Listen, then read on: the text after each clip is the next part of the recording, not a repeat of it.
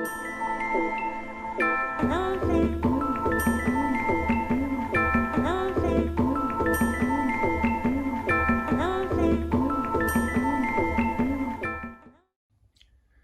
name is Nguyen Smith. I'm an interdisciplinary artist living and working in Jersey City, New Jersey. Welcome to my studio. I'm going to share with you a little bit about my process by having you experience a section of one of my recent works. It's still a work in progress, yet to be titled. I'm not going to show the entire work, but the section that I am currently working on and would like to share with you at this moment. So it's always part of my ritual and routine in the morning to get up, whether I'm about to go directly into the studio to work or not. The thing that part of my ritual that I enjoy doing is just going into the studio and opening the blinds, pulling back the curtain as a start to my day. So here we are, studio. Go in here. Welcome.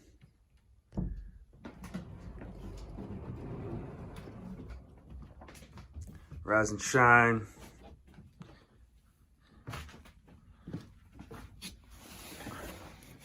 The outside. Let's see what's going on out there. Pull this back. Look it there like that. And we start the day. One of the things that I'm actively thinking about in my work at the moment in the studio is about water. And I wasn't really sure why the importance of water within this current series of work that I'm making kept popping up and being a little bit more important than it has been in the works prior. And within the works that I'm currently making, I'm actively placing material in the water. So when we look at the work, we're seeing objects floating in the water, as well as bones included in the water. And this is in relation to my bundle house work. So there are bundle houses that take up that are the central objects within the composition, and water is also now taking another, occupying another level of importance within the work. And I was thinking about water in terms of climate change, rising sea levels. I was also thinking about water as this place of memory, place that contains history, contains culture. And I was reading Water Dancer by Ta-Nehisi Coates. And there was a line in the first chapter where the protagonist Hiram was trying to save his half-brother, who is the son of Hiram's slave master. He was trying to save him from drowning in a river. And as Hiram also began to drown, Coates described it as Hiram going under. And then Hiram said he felt himself also rising into something else. So the way that I interpret it is that as he is dying a physical death, his spirit is now rising and going into this, the world of the ancestors. And he's then sees visions of family members and such. So that line there, rising into something else, after being underwater, and after being underwater where your life is threatened, was really relevant to me and poignant for this particular moment in time that we're in. And I feel like through my art practice and through conversations with many other individuals and being a part of an active community of makers and people who are working for the betterment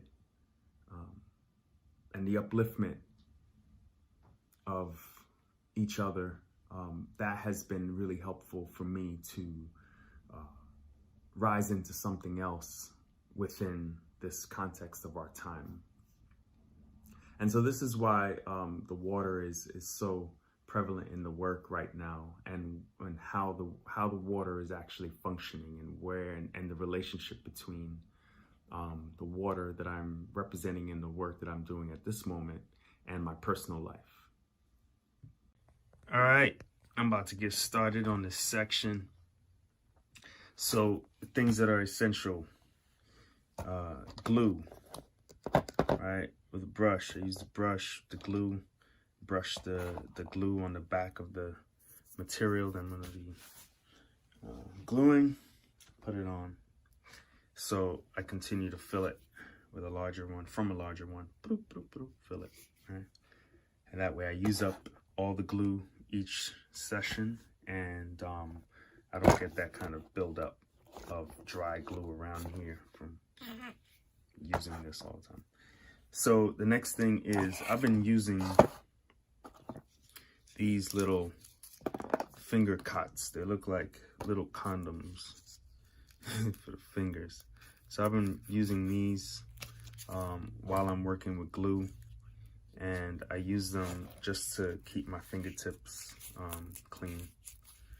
It's if I'm going to be in here for a while and I'm gluing and stuff, after a while it just becomes challenging to wash it all off.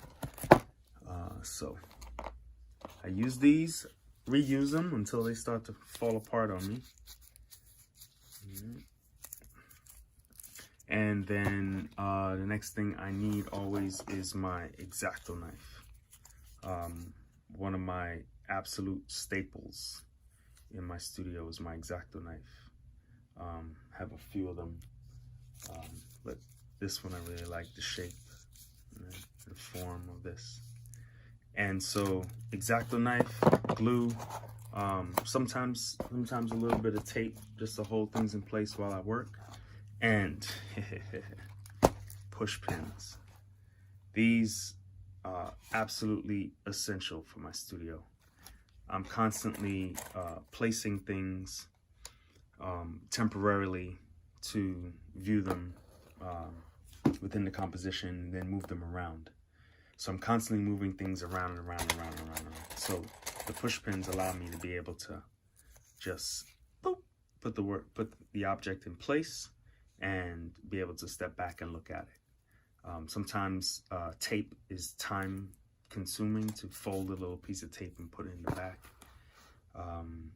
And yeah, and then also too, depending on the material, if it's like a light paper, tape could potentially rip it, rip the paper when you're trying to remove the tape. So I love the push pins. And then at the end of the work, like at the end when the work is ready, it's ready, there's all these little holes around it, and I like that about it. It's one of those things that's part of the evidence of the hand, the evidence of the process. Yeah. So we're about to get this section started. Gonna be doing some cutting, gluing from behind the work, and behind and in front of the work. So let's check it out. Right here. So we're working on today.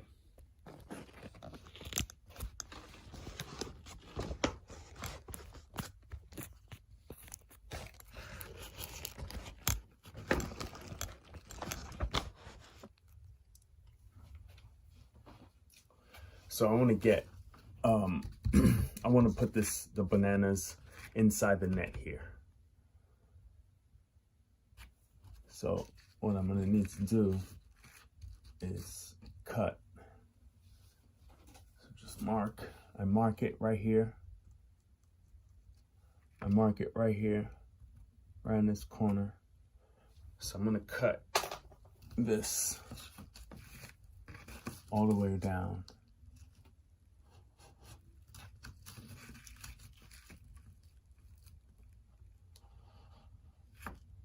Yeah, and I also, as it relates to supplies, like what tools I'm using and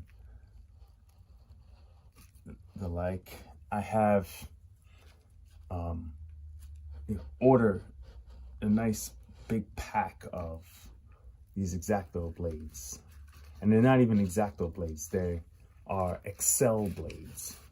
Excel is a local company, it's in New Jersey, Paterson, New Jersey. And they make these incredibly sharp blades. And they make them here. Excel outsources their production of their blades to China. They rust easily and they're not as sharp, in my opinion. Bam! All right, so we got the bananas inside. I feel like I want the bananas in just a little bit more. So that means I'm gonna have to cut a little bit more and bring the net up.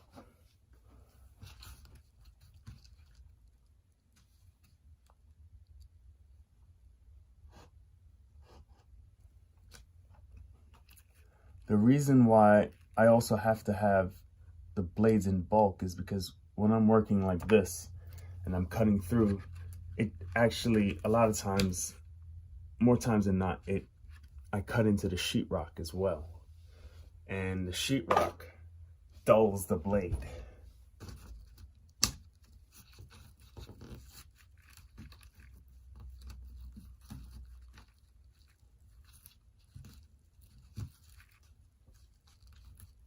Here's where I want this.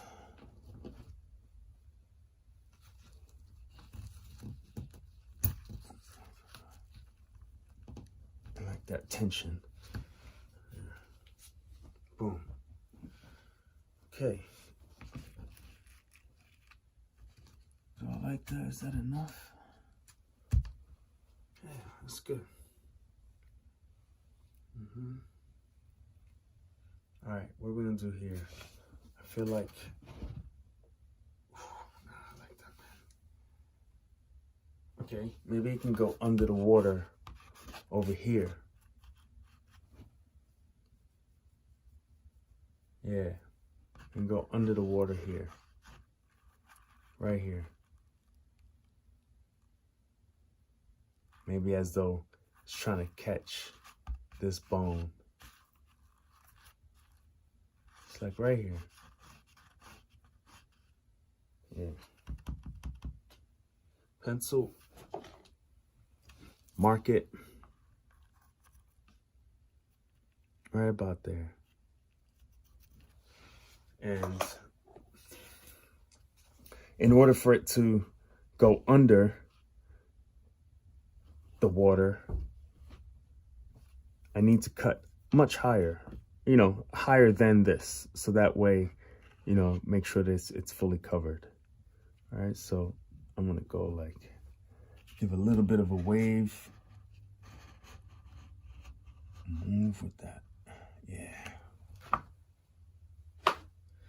And then I'm gonna have to cut down a little bit.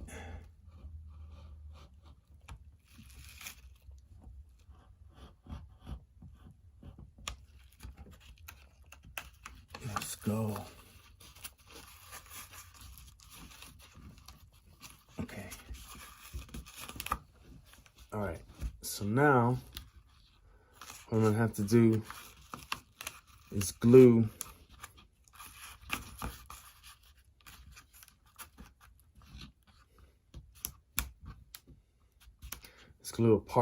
another support in the back. So I'll use the same canvas paper and I'll have a piece about that big, and I'll just layer glue on the whole side and then just put it behind it. All right, get this, touch that white edge up with some of this color. Yeah. I realized that that's one of my pet peeves in this work. As I look around in the areas where I did something like this, I need to go back in and get this edge, get rid of that white edge. Yeah. All right, so that's under the water there.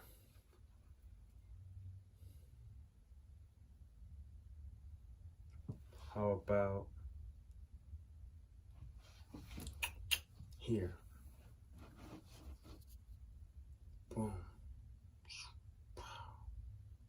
Yeah, I like that. Yeah, so pencil.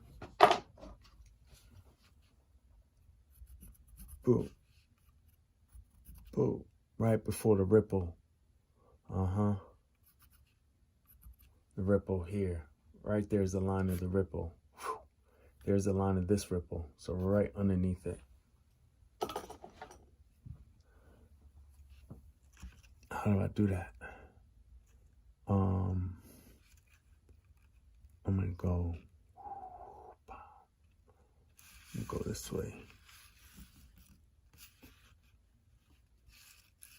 Go from here.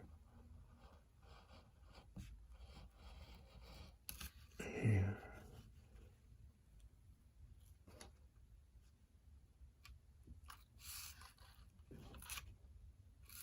From here.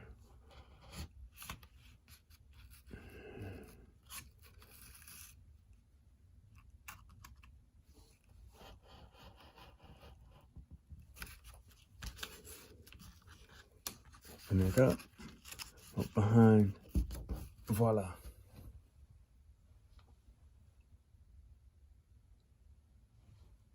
Yeah.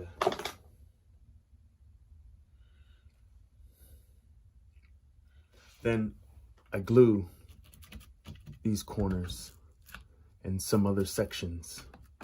Glue it down. Put a good amount of glue. Remove this, put a good amount of glue. In fact, I'll do that right now. Instead of talking about it, do it, right? It's the name of the game. Generous with the glue.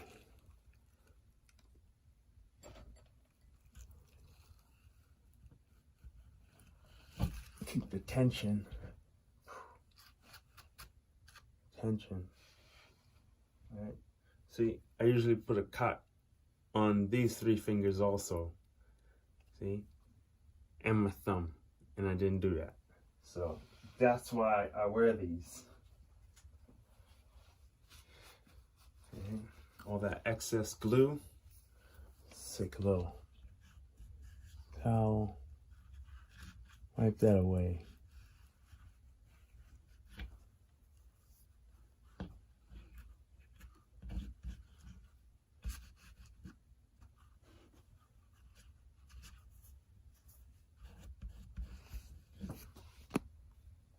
Boom.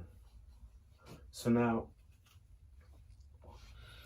when this dries, which I'll probably take these out tomorrow. So after I glue them all, I let it dry overnight. Take them out tomorrow. What I do is I just twist the push pin, and it separates itself from the glue, and I can take it out. And the glue bonds in a beautiful, beautiful way between this plastic net and this canvas paper. And it dries clear.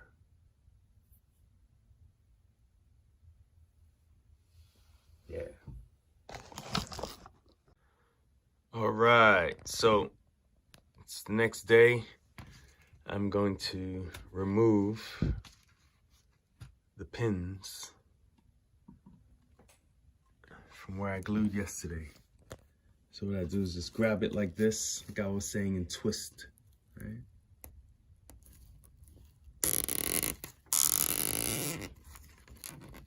Twist. That one's really stuck.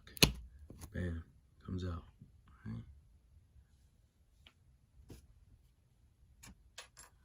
So, I knew this one was gonna give me a little trouble.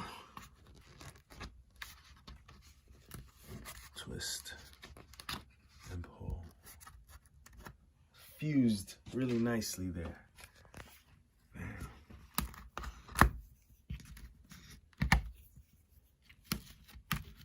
Alright, so then I'll come in and just touch that up a little bit.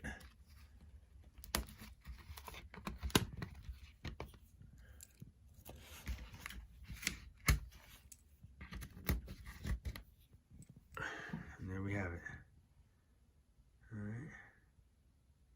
That's where we're at right now. Peace.